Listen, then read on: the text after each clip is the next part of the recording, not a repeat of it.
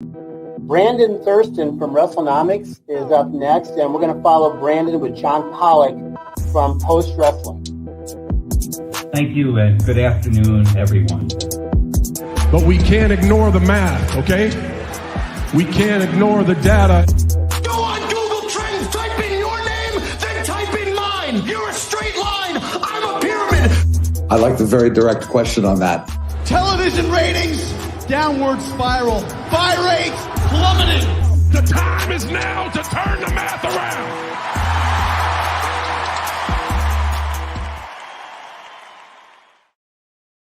And welcome to Pollock and Thurston for Wednesday, December the 13th. It's John Pollock from Post Wrestling and Brandon Thurston from Wrestlenomics. Hello, Brandon.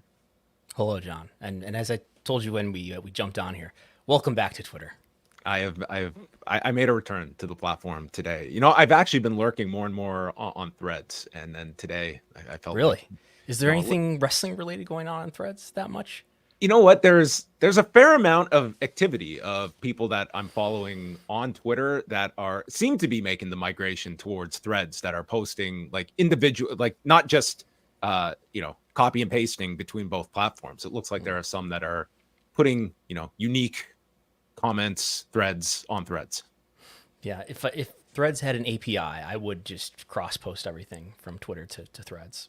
Yeah, it's kind of like I am never going to adapt to something that I literally have to pick up my phone to touch. If you don't have the desktop capability, call me old. That's fine. But I'm never going to participate in these platforms where it's a pain to go out of my way to engage in. So I'm more than happy to also just direct everyone to this show, Pollock and Thurston. You want my thoughts?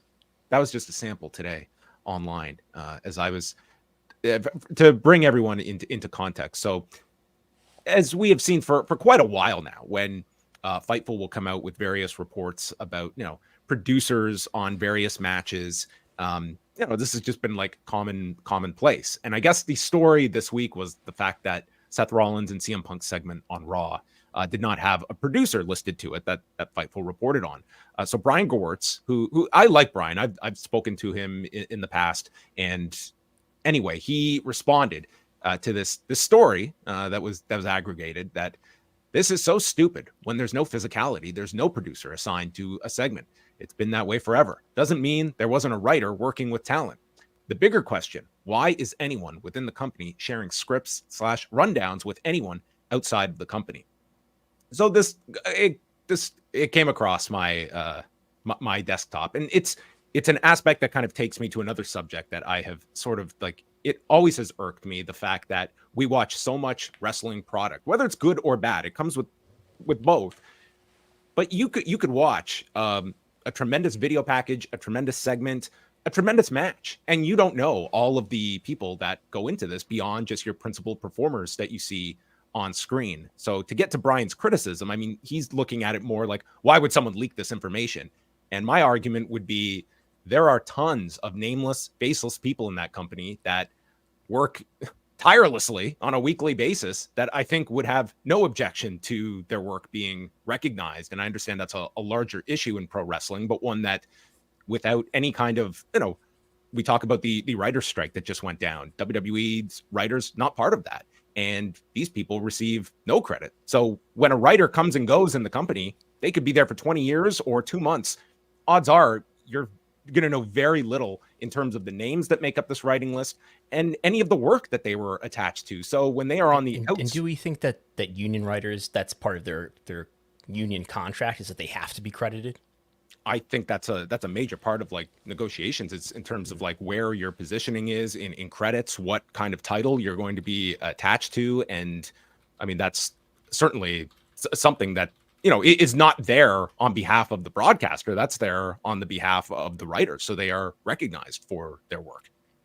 Yeah, there's something called the WGA screenwriting credit system, just on a quick Google there.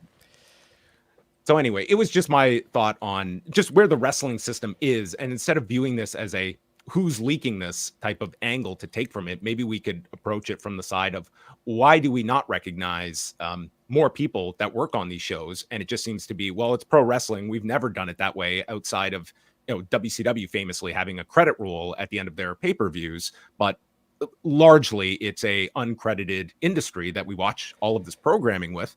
And then when we see a mass amount of cuts that come, well, if you're a performer, that's going to get tons of spotlight. But there's lots of these people, and we just heard Mark Shapiro last week stating the fact that a lot of these nameless, faceless people, probably more cuts coming in those departments, and we won't know most of their names.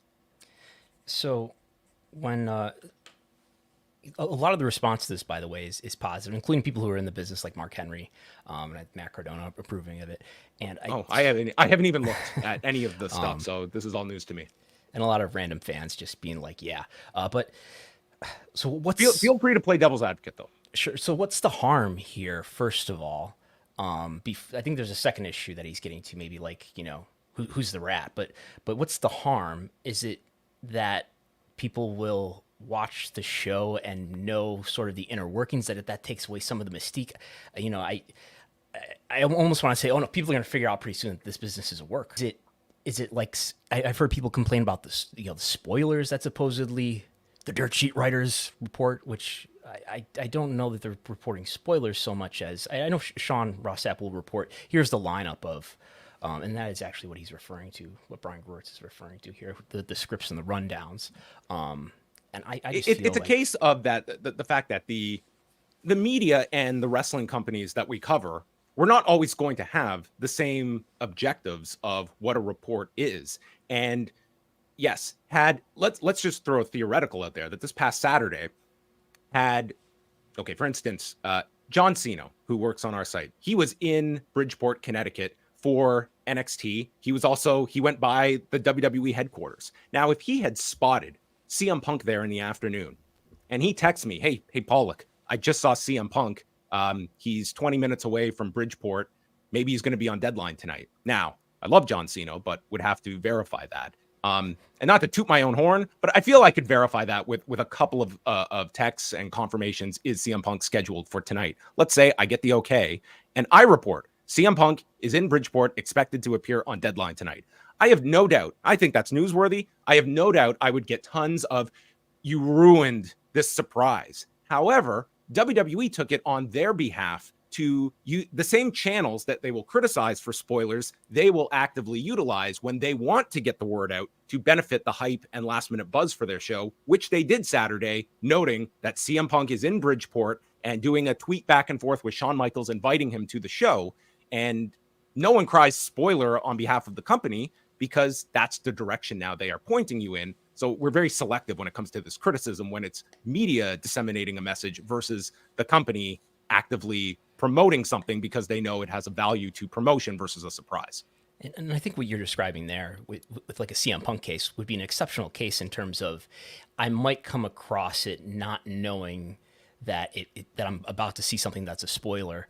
In terms of the rundowns that Fightful reports, I have to seek those out. And like I subscribe to Fightful Select. I rarely look at them because it's not something I'm particularly interested to see what the rundown of Raw or SmackDown are before. Nor are they posting results in advance or like it's the rundown essentially. And then afterwards, like I think if I was a producer in that company, that maybe you have a great, it's always going to vary too. Like you will have matches where you will hear talent state that the producer is kind of just there to oversee, their input might be limited, but then you have others where they are much more hands-on and they are very instrumental. And I cited like Tyson Kidd as one example that I think we have a great indication of his contributions to the women's division over these years and that he has stood out as a really solid producer.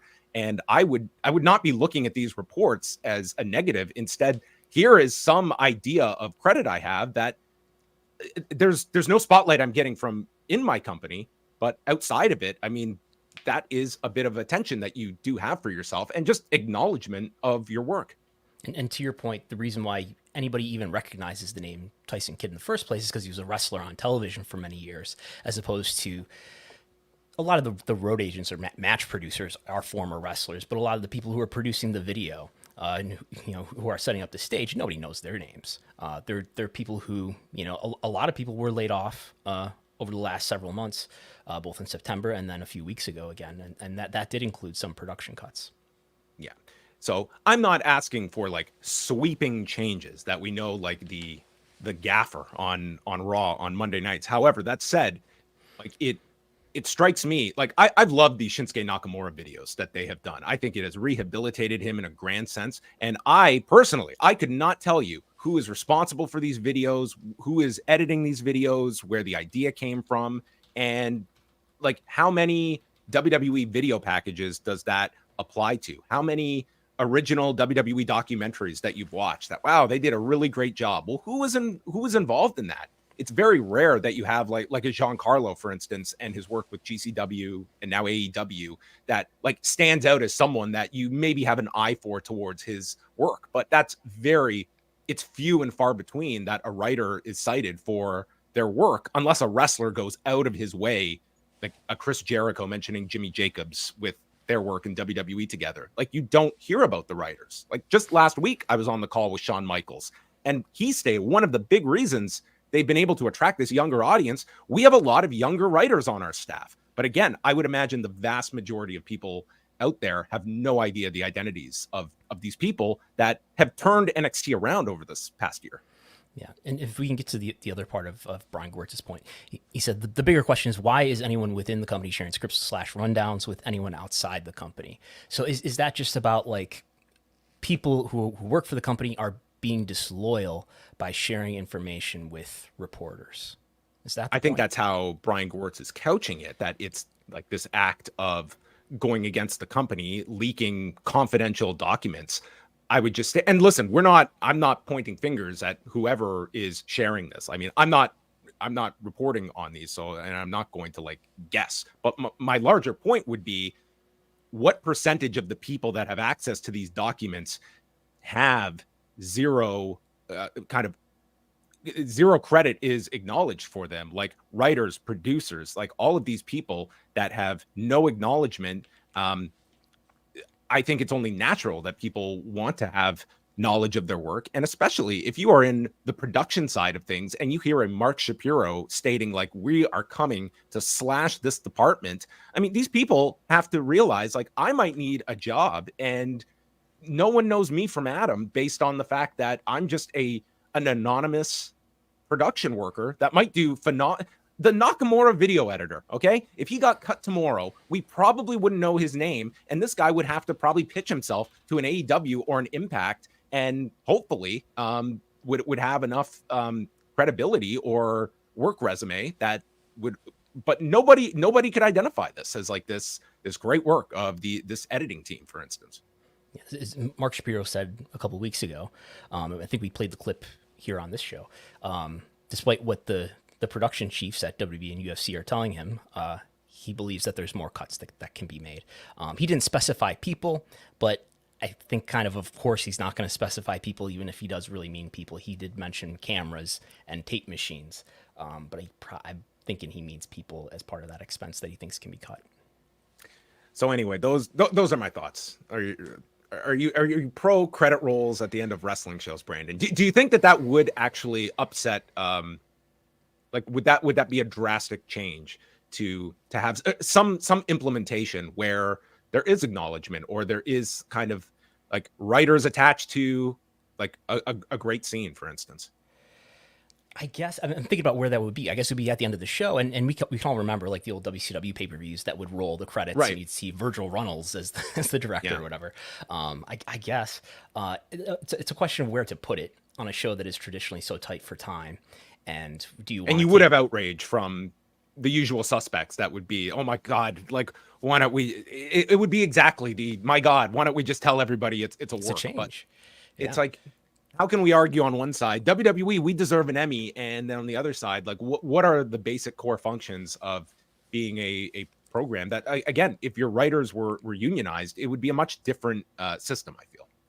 Yeah, I guess I read this and I agree with your comments, and I look at it as another instance of where critical thinking is not put first, and instead sort of just supporting the people who are in charge is put ahead of that. And I think, this is why I'm so encouraged that I've turned to the dark side here, in that I at a very low level, I was involved in wrestling, and I saw it as to such a great extent. You were not taught how to think critically. you were given a lot of very creative. People told each other very creative ways in which ultimately the end destination was to win favor with the people who were in charge of a business that is where people's careers are decided based on very subjective decisions of people in power, and there isn't so much of a critical thinking, a critical thought around how to actually get over him, or what is actually good for the business, or what is actually good for my coworkers, and how do I ensure that they have better careers. Instead, it's who's being disloyal to the power structure here. Well, I learned in my own career working at a television broadcaster where it was like a lot of the people above us came from, a previous network that they had worked at. And it's just natural that you implement sort of the patterns and ways you do things into your future work. And I would always be one of, why are we doing it this way? And a lot of times the feedback was, well, that's how we've always done it. And it becomes very easy, especially when you're churning out a lot of content, to just fall into these. But I think sometimes it does help, and pro wrestling could greatly utilize some of, well, why do we do this? And if that's how pro wrestling is. And if that's the only answer you can provide, then I think it does require more critical thought, as you would put it, because just doing things because that's the way it's always been done, is that really relevant to the current marketplace and where pro wrestling is today versus where pro wrestling was 20 years ago? I mean, it's a night and day difference of a business. But we've gone long enough without talking about CM Punk, because that was our headliner today, to talk about the early returns on CM Punk. Has it been a positive return for CM Punk after several appearances on television? Has yet to wrestle a match, but he will be at the end of the month, as he has been added to 2 live events as of this recording. I read that he's wrestling Dominic. So his first promo was met with some disappointment. I think that people thought he was too much of a fawning, of a nice CM Punk. His first promo on Raw after Survivor Series, but now he is. This past Friday, he was on SmackDown. And his quarter did well, and I have his quarter here for Raw, which did enormously well. He was the only quarter, we have to say here, he was the only quarter. I should include Seth Rollins here too. CM Punk and Seth Rollins, they were the entirety of this quarter. There were no ads in this quarter, which is very beneficial. For people watching the video, you can see in the red here, this is the only quarter with no ads. Every other quarter had at least 1 ad. Many had 2. So they were definitely. Is that consistent with the 9 o'clock to 9:15 quarter, or does that vary by week? That the ad breaks. I don't know, but I want to say it's pretty rare for there to be no ads whatsoever, right? In a whole quarter hour. Now, taking that into consideration, I went into the big spreadsheet and I said, give me all the quarter hours that were on Raw that had no ad breaks in them. Show me the quarter-to-quarter difference. This is the biggest positive difference. As you can see, 25% up from the prior quarter. There's no quarter hour from Raw that had no ads or had ads in it, either way, since early 2022 that has a delta, has an increase as high as this does. So even considering great advantage here, no ads, this is a meaningful data point.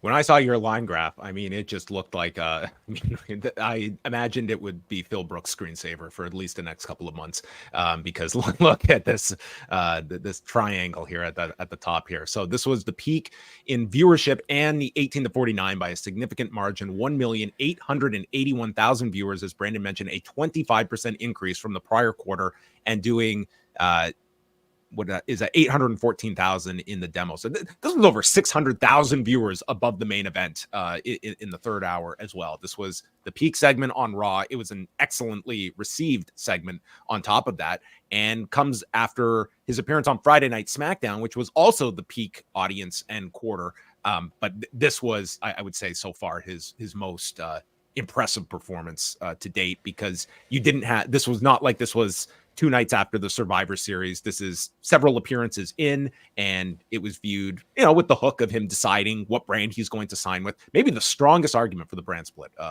of late here was CM Punk having to decide between SmackDown, NXT, and Raw.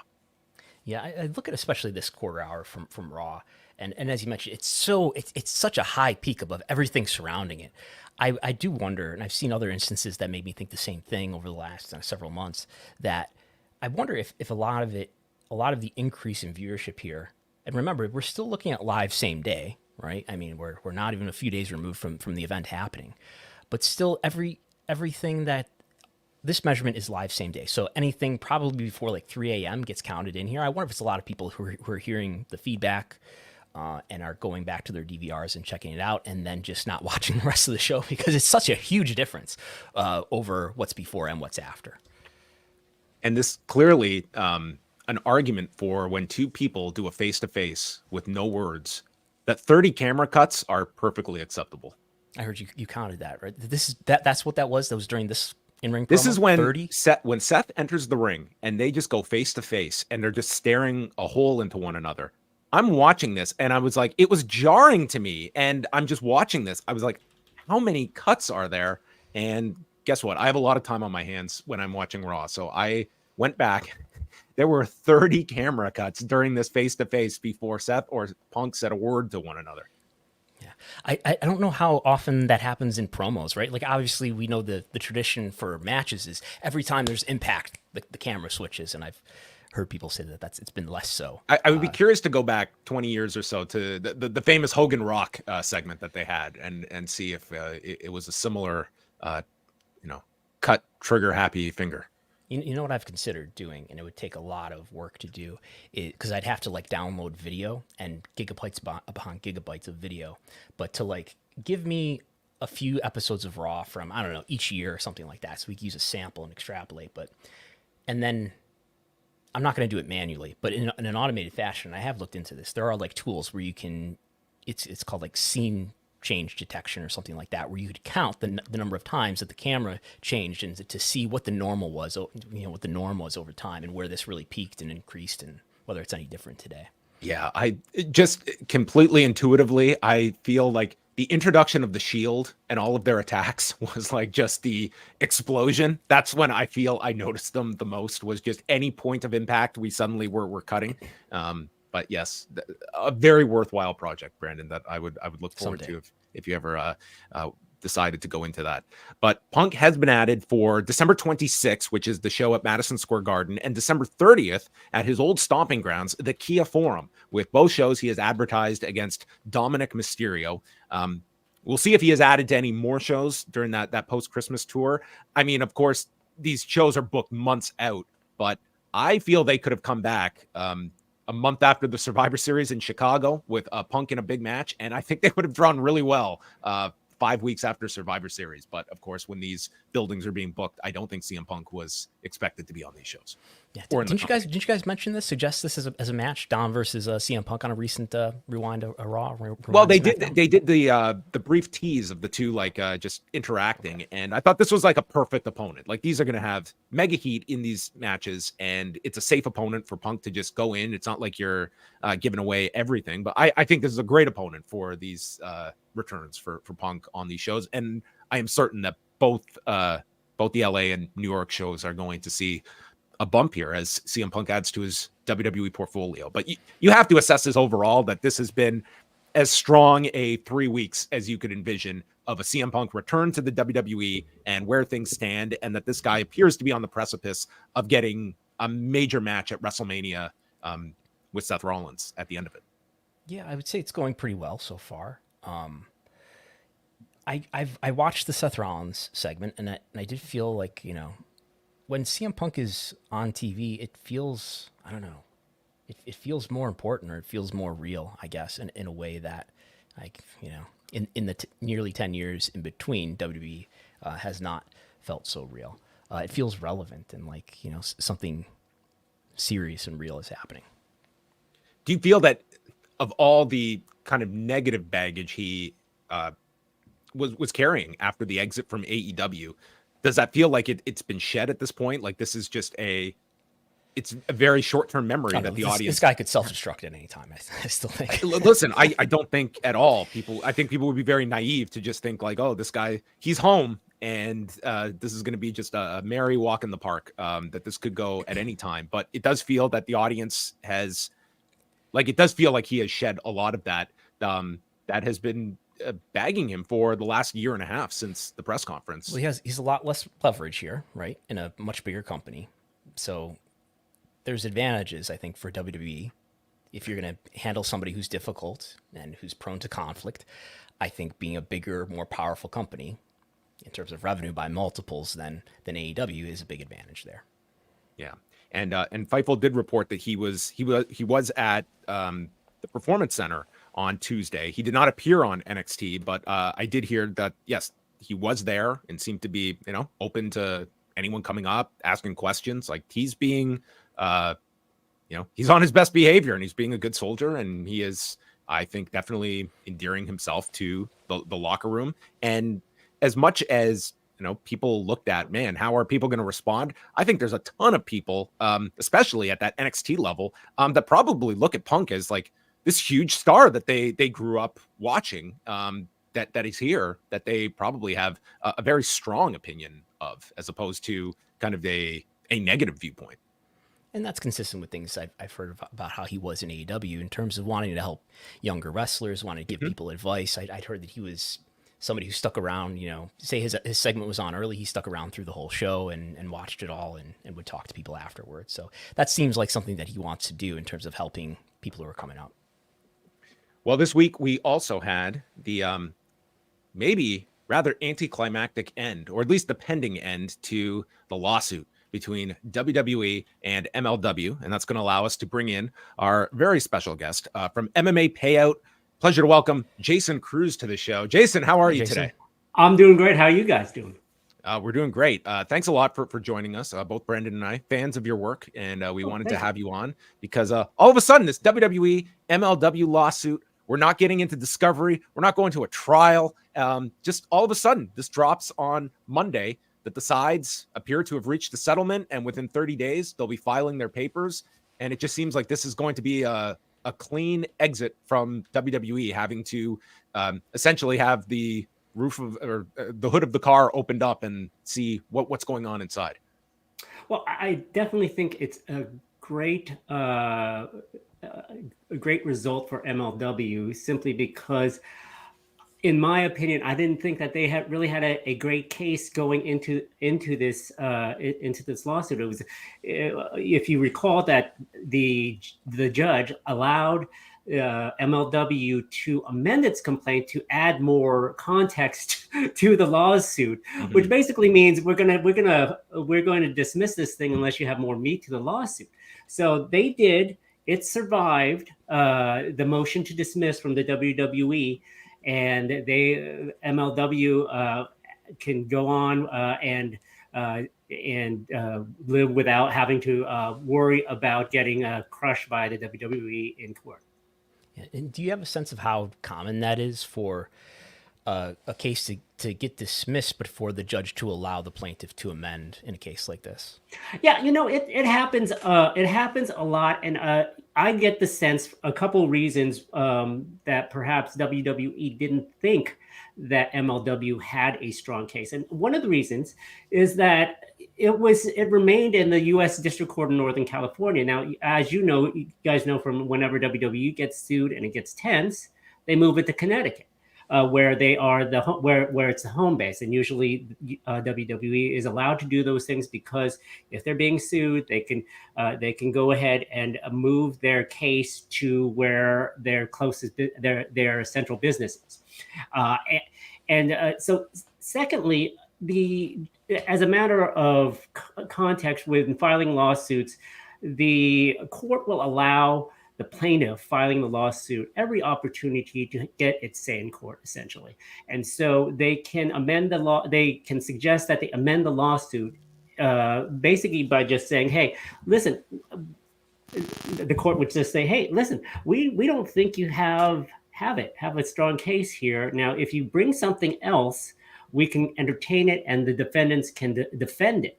And we could see here that when MLW filed its first amended complaint, that they went ahead and put in more detail and context for the court to entertain it and the WWE to defend it.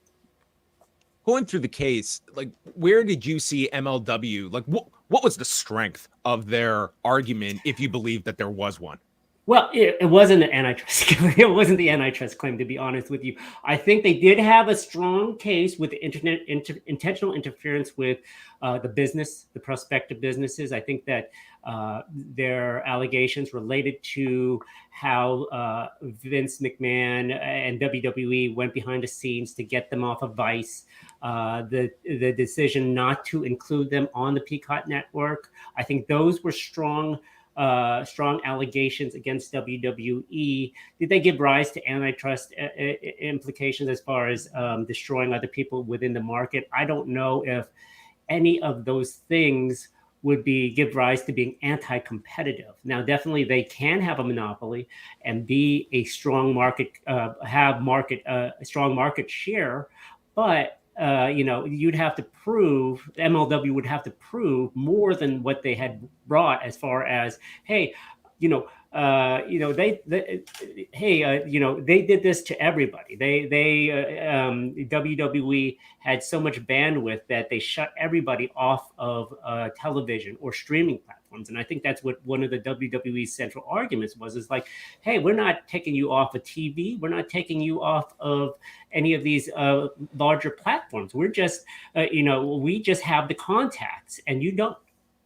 So the point that this case was at was in discovery, which it seemed was beginning to happen, which you can explain better. But I think it means we request certain information from each other's parties, and maybe we get that information. It's like, what kind of discovery would MLW have had to bring out to help their case? I think that as we are seeing in the Zuffa lawsuit, if they were able to extract emails or communications or something of that nature, where they were to see emails where they are talking, where an executive is talking to Stephanie McMahon or Vince McMahon about how Vince McMahon was pissed that Vice had, which is alleged. Which is alleged. With these emails about, hey, get these guys off. Why are you why are you getting this other wrestling promotion out there? The quote unquote, hot document or something of that nature. Those things could have been helpful for MLW to prove their case. Also that, they probably have to depose people, WWE executives. And then, obviously with the talent poaching or whatnot, they'd have to prove that as well. So in this case, I mean, if you are the legal representation for MLW, and they did have like a pretty significant law firm backing them here with Mark Kasowitz, I mean, are you ultimately of the belief that, a lot of times in a case like this is going to come down to a settlement, and how far are we going to go before there's a figure that is just too enticing to just walk away from and end what is just going to be mounting legal bills on the MLW side that I'm sure this was not a cheap venture to pursue for the last year and a half. No, not at all. And definitely in comparison to the UFC lawsuit, where there are fighters fighting for a share of the pie, we have just one entity, and that's MLW. And as far as the legal representation, you want to ask your client, hey, how far do you want to go with this? And moreover, do you have the capital to fund this lawsuit through trial?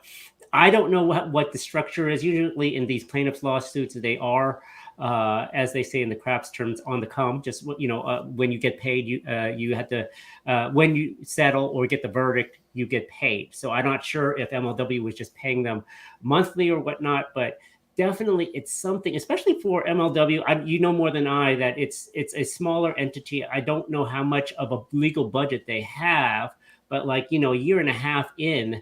And you worry about, how much you're spending on all of these legal bills, and what are you going to gain out of that? Do you really believe you're going to get a multi-million-dollar verdict out of WWE? And then how long before you actually get it? Because certainly WWE would appeal any decision that would happen. Yeah, my impression is that MLW, they have investors, but maybe this was on contingency, especially given the profile of the law firm that they were working with. But do you see any relationship between the UFC antitrust case being ongoing and this case with WWE? When that case started, when the WWE case started, and the UFC case for that matter, 10 years ago, they were not merged. They have merged in September. And do you think that fact that they are now two merged companies, both litigating antitrust lawsuits, do you see that having any pressure in urging a settlement to eventually happen here? Not at all. I don't think so, simply because I think that TKO itself is a huge entity in which they can assume a lot of the legal bills that were happening. I would imagine that the executives got in there with the lawyers and law firms and discussed what's the strategy and what's the strength of the lawsuit. They have enough money to withstand going to trial with both lawsuits. I mean, I'm sure they have more than just two lawsuits going on. Again, like I said, the WWE lawsuit, they had a stronger case as far as either getting it out on a summary judgment motion or dismissing it or actually winning a defense verdict. The UFC case is a lot more intense as far as the issues involved and how it could structure and change the industry. As you look at sort of what is your major takeaway here on the WWE's end? Like, certainly we assume that, you know, they're signing over some sizable portion here to make this go away. But also, I would say at the same time, let's not leave ourselves open that another promotion could revisit this down the road. I mean, do you feel like something like this actually does assess your internal practices? Because the deeper you go with WWE, I think, especially when we're talking about the 80s, where it was just the Wild West, and you could certainly point to a lot of predatory behavior, does the company take anything in solace from this to avoid another entity coming after them with similar arguments about their business practices? Probably not, to be honest with you. I think that the closest competitor and the promotion that could do something of that nature would be AEW, as you guys know, but AEW just actually purchased a company. So I don't know what they would do. I doubt a antitrust lawsuit would come of any of the anything between AEW or WWE. There may be lawsuits, contractual interference with business relations, those more of us or commercial torts of that nature, where they're just businesses suing other businesses for money, not a game-changing antitrust lawsuit. And the other promotions in wrestling, are smaller and just don't have the budgets to go up against the WWE. And would WWE be in a position where they will eventually, as TKO is a publicly traded company, disclose whatever this settlement figure is, or like what's kind of their responsibility when it comes to this case being settled? That's an interesting question. I don't know if the settlement will be confidential and sealed. That's one of the agreements MLW will go into, as far as, hey, we're going to have, we'll settle for X amount of dollars, so long as you sign this document that's saying you can't say anything about it. So that might be a way for them not to disclose that information. Obviously, there are ways that I'm not going to say hide, but just move around information so it's hard for people to detect how much the settlement went for. Yeah, I would think, just from reading SEC filings for a while, that if it's not material to their business and now their business is combined and even bigger, then they're not going to disclose something that's not, I don't know, in at least the tens of millions of dollars. And it could be, and certainly if it was upwards towards 100, maybe they would have to disclose that. But we don't even get explicit reporting in the SEC filings about like what WWE's TV deals are worth. The only reason why we have that information is because that's been reported separately in media. But I was just thinking here, this is the third case, the third lawsuit that WWE has settled this year. They had a former writer, Brittany Abrams, sued them over racial discrimination, wrongful termination. They're There's the Panini trading cards The lawsuit. short-lived Panini. Yeah. Yeah. And this is the third. And even you could go back to, I think, the 2018 or 2019, there's a shareholder lawsuit that was settled. So it's usually not that's not the reputation of a Vince McMahon company to settle. He usually wants to fight. But I wonder if that, makes people smell blood in the water here. I know these are all pretty different issues, but, it's not usual. It's not usually the case for WWE to settle lawsuits. As soon as the discovery phase reached, we need access to Vince McMahon's inbox. It's like, okay, let's sit down and talk about this.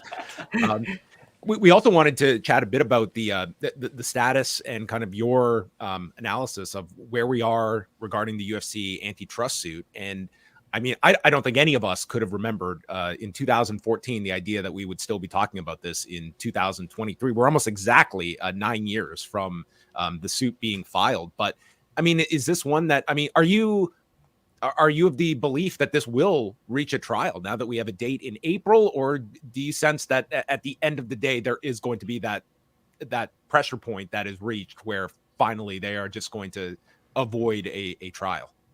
I think that at least they will start the trial. What that means is that they will go, unless this thing gets kicked or dismissed or whatnot, Zuffa is willing to go to trial.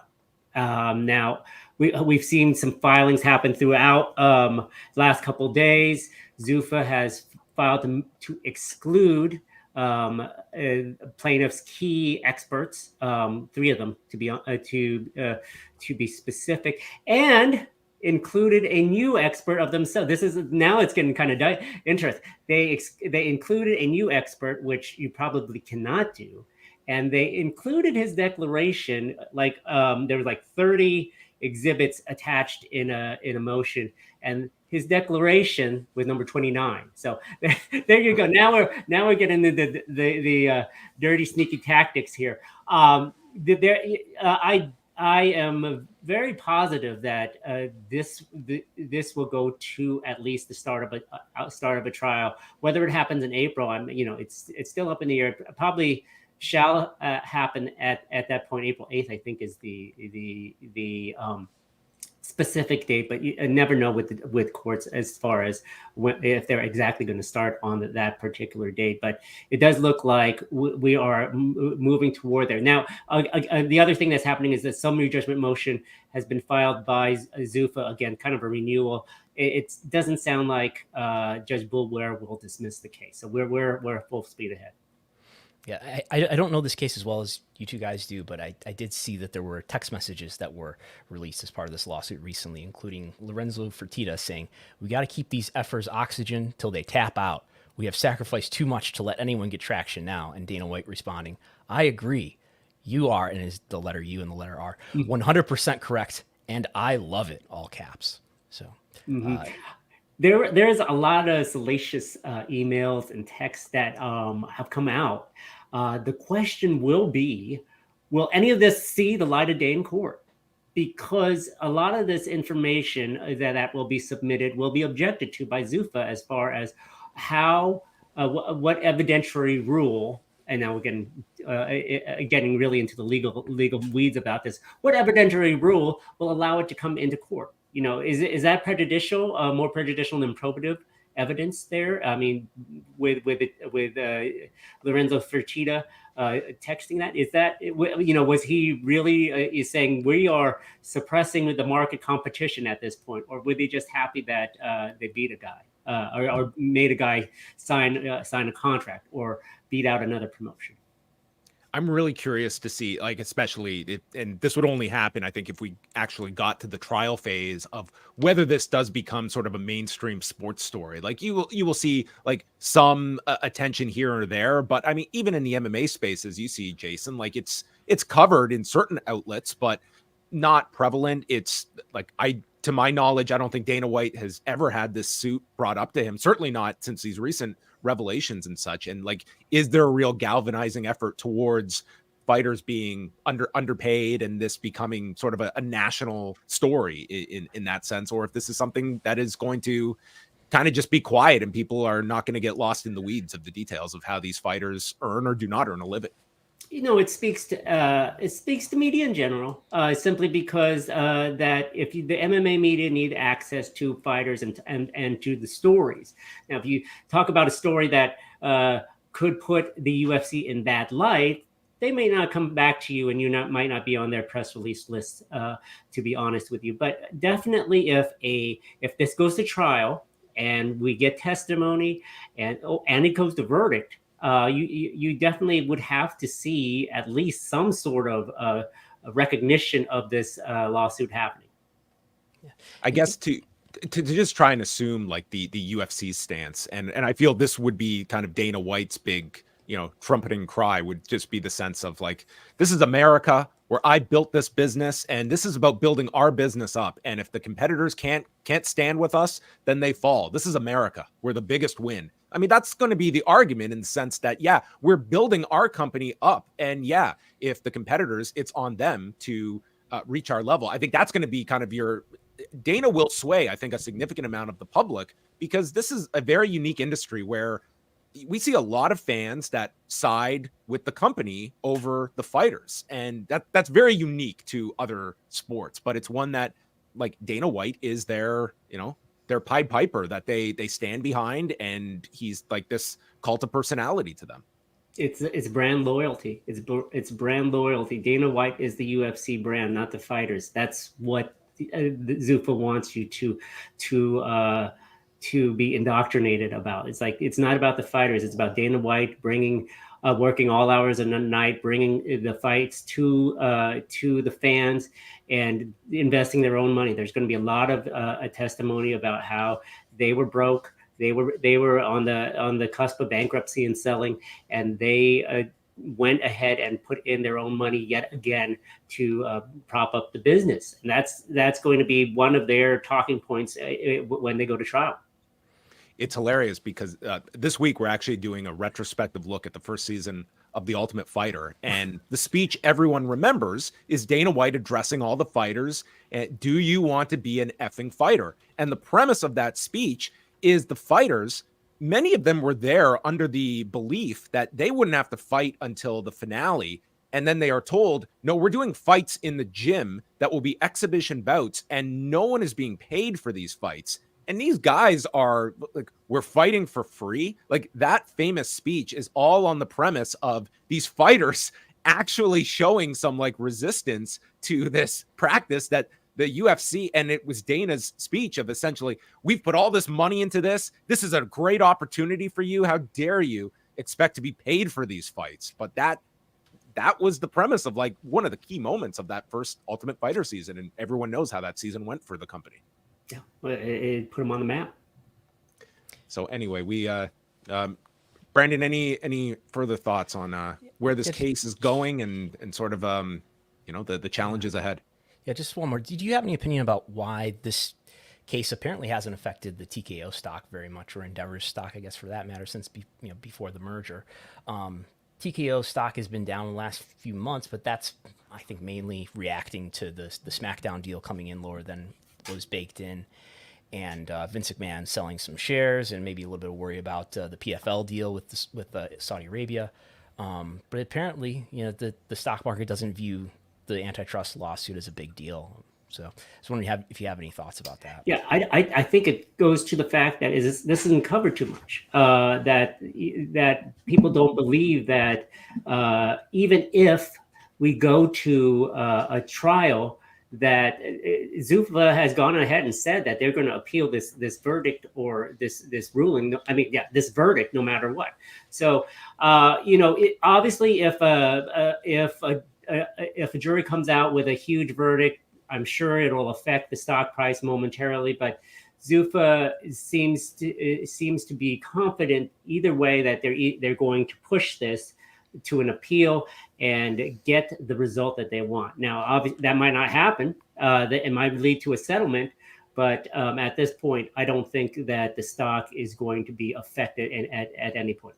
And if there is like a big settlement, or if there's a big judgment against UFC, would that take money, and would that take cash directly from TKO, or they have insurance, they have liability insurance that would help them cover that? I don't think they have insurance. I don't think antitrust is covered by insurance. So that's another thing that would have to be considered once this gets closer. How in the alternative that they lose or they have to pay out a settlement.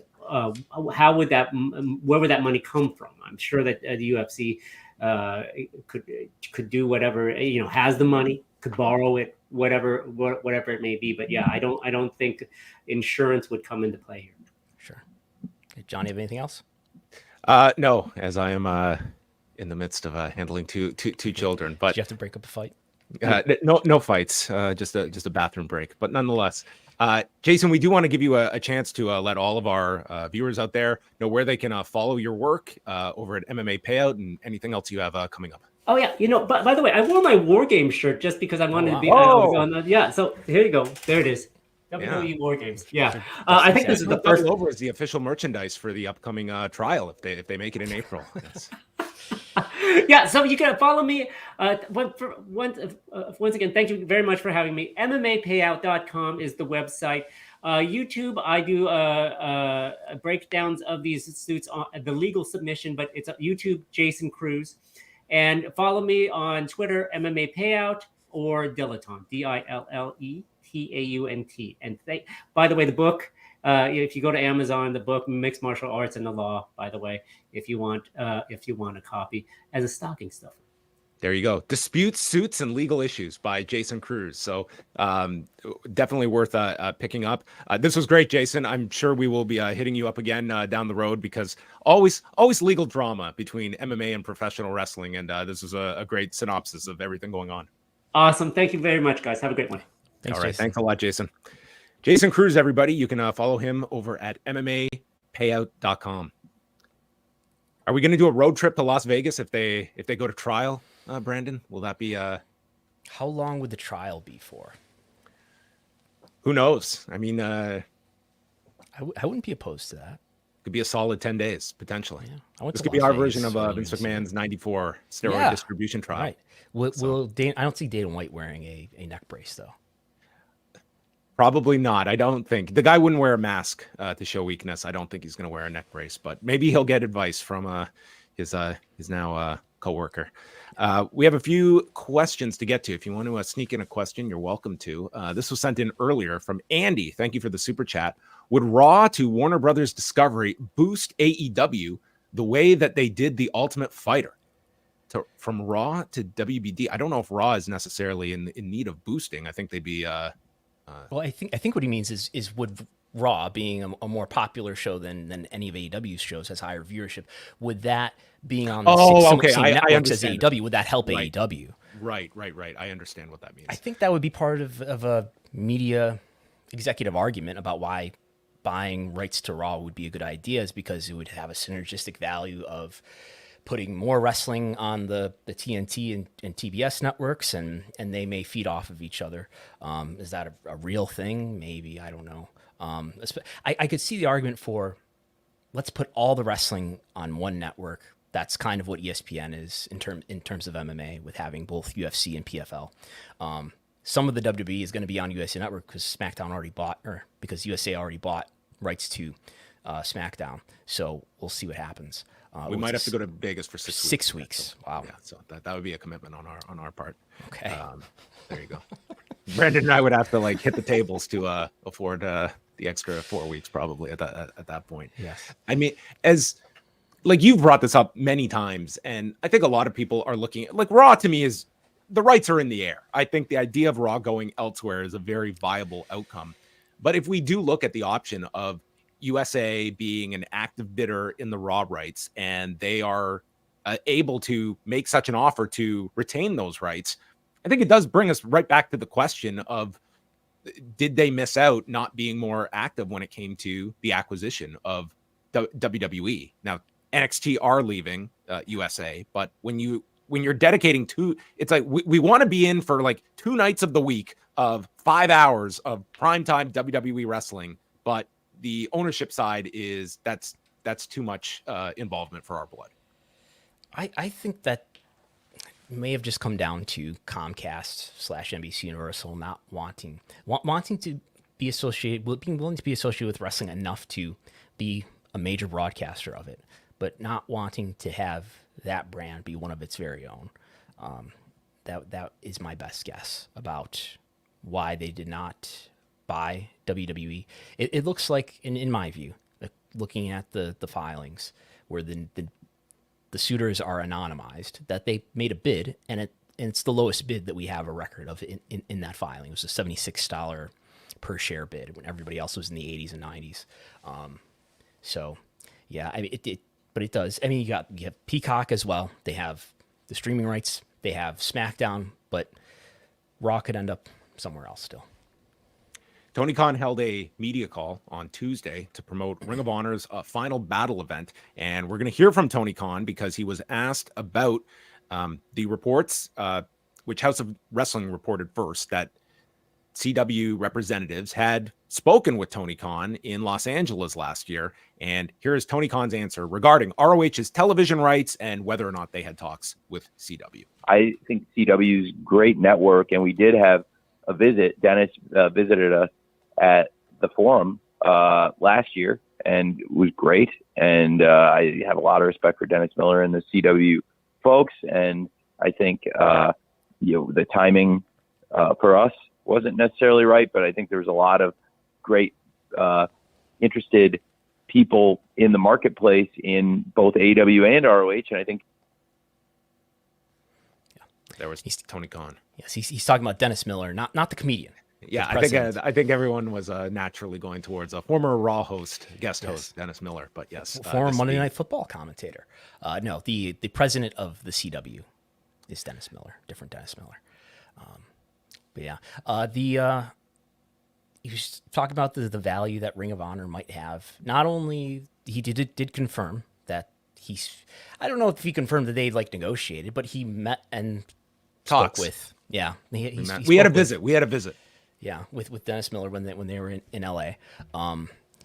Is Ring of Honor really going to add all this value and be potentially bundled into an AEW deal? I would be surprised. I mean, if you're WBD and you haven't used Ring of Honor for some sort of content at this point, why would you start anytime soon? And the Ring of Honor brand only feels less hot than it did at an earlier time.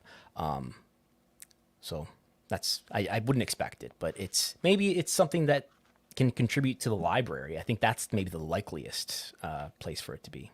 It would have to be a major about face, because let's just look at what we do know. Tony Khan purchases Ring of Honor in early 2022. He actively is looking for a television presence, and he is going to go to WBD to try and get Ring of Honor. And he seems very adamant that it has to be on WBD. WBD obviously passes on it because it ends up on Honor Club. And within several months, it's WBD, Mr. Zaslav, hitting up Tony. We need 2 hours of wrestling. Oh, I brought you 2 hours of wrestling. No. We want AEW wrestling on Saturday nights. I think that tells you right there that they, for whatever reason, they do not want Ring of Honor branded pro wrestling. They want AEW branded wrestling. And I mean, and from there, you can make your own assumptions about why it is that they wanted 2 more hours of wrestling later in the year, but they did not want Ring of Honor in that slot on Saturday. And thinking about it, the library value of Ring of Honor, if you've seen some VHS tapes of Ring of Honor, I bet you and I have, is that of a quality that if you're running the Max streaming service, that you even want on the Max streaming service? They look like they're shot with a camcorder, and it's being shot in 2003 or 2002. With the prior ownership of Ring of Honor, I heard from people that were working on Honor Club that just getting those the first year up, they had to put a lot of work into those. It was not just the quality, which is obviously going to be significantly below what an AEW program is going to look like. It's also rights, right? It's music. It's some of the content too, where you have just various angles and stuff that they shot that is not going to play to a modern audience. There was all of this stuff that it's just the music alone. That's a major undertaking to have to overhaul. And what is the time and money put into editing all of this library, and what are we getting out of it? I can only imagine Tony Khan sitting David Zaslav down to watch The Era of Honor Begins which opens with the Hit Squad doing the an Christopher angle. Street connection. Yes. Oh, yes. And I remember some of the chants that were a part of that. Yeah. I mean, that was a long time ago, right? That was like, what, the 60s, early 70s? That was 2002. That was What? February 2002. Yeah. My goodness. Well, there you have it, the latest. Did anything else come out of the Ring of Honor call that I would call the something to consider call? Tony gave quite a few something to considers when he was throwing different scenarios, from stripping MJF and Adam Cole of the tag titles to should Samoa Joe have vacated the TV title? Yeah, that's something to consider. I mean, things are great. It's going to be a great show. You did ask him about Ring of Honor subscribers. I don't think he put a number on it, though. No.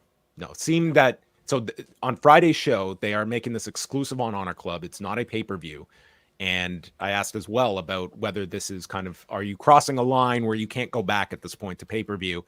The answer, as I took from him that he gave, was they're not looking at this as like a clean break from pay-per-view, that if the demand warranted it, that they could put ROH back on pay-per-view. But I think with the escalation of AEW shows, and even though they're completely separate companies, I think maybe this is probably the best distribution method for Ring of Honor as something for your Honor Club subscribers, and really does incentivize you to sign up for Honor Club, which there wasn't that incentive before if you're someone that just wants to watch the pay-per-views. I guess they made a calculation that it's a good investment to sort of cannibalize the pay-per-view, which was probably doing what do we think, 30, 40,000 buys worldwide.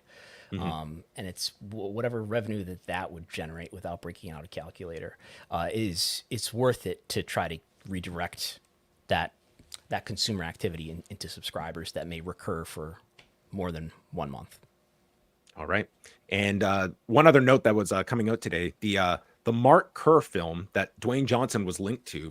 This was back in 2019. They announced this. Mark Kerr, former UFC fighter, former Pride fighter, and then was the subject of this excellent documentary in 2003 called The Smashing Machine. The rights to that were acquired by Dwayne Johnson's $7 production, and the film is set to be distributed now by A24, who's the same outlet that's putting out the Iron Claw on the Von Erich family. And 51-year-old Dwayne Johnson will play MMA fighter Mark Kerr. Okay. Are there gonna be scenes from Pride in there? Is The Rock gonna appear in Pride? Yeah, he'll have to. I mean, that was his big moment was going over to Pride and fighting at the Tokyo Dome. So I'm sure we will see Dwayne Johnson in all his MMA glory. But there you have it, everybody. It could have just been life imitating art if Dwayne Johnson had gone over in '97 like he intended to Pride. He could have fought Mark. That's Kerr, right. He almost did. He almost went to Pride. Yeah. I think that was around the time that Hulk Hogan was almost in Metallica. Yes, and wrestling 400 days a year because of the international Dateline. Still a great Hulk Hoganism. But there you have it, everybody. You are now all caught up to date on all of the news that is going on. As I mentioned earlier, on Rewind Away on Thursday, for members at postwrestlingcafe.com, Way and I will be going back on Thursday, and we're looking at the first season of The Ultimate Fighter. And boy, do I have some notes on this first season. It is wild to go back. And yes, we will probably be talking about fighter pay at some point in this, which how dare you expect to be paid for these fights on national television as we try to get out of debt. So that's coming up on Thursday's edition. And tonight we will be live with Rewinded Dynamite following Winter is Coming, featuring the Von Erichs on television, Brandon. Kevin, Marshall, and Ross Von Erich as they get set for the release of their film next week. Yes. When does your embargo get lifted? Oh, it's free. It's up free. Oh yeah, I can So answer I all can of your ask questions. you, what did you think? Spoilers. Of the movie? Without Spoilers. Yeah. Without spoilers. Thumbs up, leak. thumbs down. So I'll say this in terms of the film. I think some of the performances were excellent. I think overall, many people, I do think this is going to be a hit with most people that watch it. It's already getting like some acclaim. If you're someone that knows the story, like the timeline and some of the events, the inaccuracies will drive you insane. Like there is, if you know the story, but I think that's going to be a very small fragment of the audience. Like even wrestling fans that know like world-class history, you are going back a bit, but This is going to be a long review in The Observer of this film then. 12 pages minimum would be my guess. So Okay. that's coming out next Friday, but we'll definitely talk about it whenever you get to see the film. You should definitely take your significant other to see it, and then see as well. She's pretty into pro wrestling herself, so she might be more ahead. Yeah, we're going out of town, but might be still home. Well, okay, I suppose we could go see it out of town too. But yeah, I do plan to see it. I'll see it as soon as possible, and we can talk about it after I see it. Okay. That's going to wrap everything up. Again, a big thank you to Jason Cruz for joining us. Next week will be the final Pollock and Thurston of 2023. We're going to be off on the 27th. You're canceling the show for a second. No. We will be back on January the 3rd. We're going to give us 1 week off for holiday madness and travel and such, and allow Brandon an afternoon to go see the Iron Claw. So we will be back next week. Maybe we'll do a Who's Up, Who's Down 2023 edition of the show. A Marshan and Orand. Is this the Marshan and Orand of wrestling business? I don't know if it is or such, but we will. We don't do their voiceover sound effects. We don't have that kind of technology. But no. There you have it, everybody. That's it for Pollock and Thurston. Thanks for joining us, and we will speak with you next Wednesday.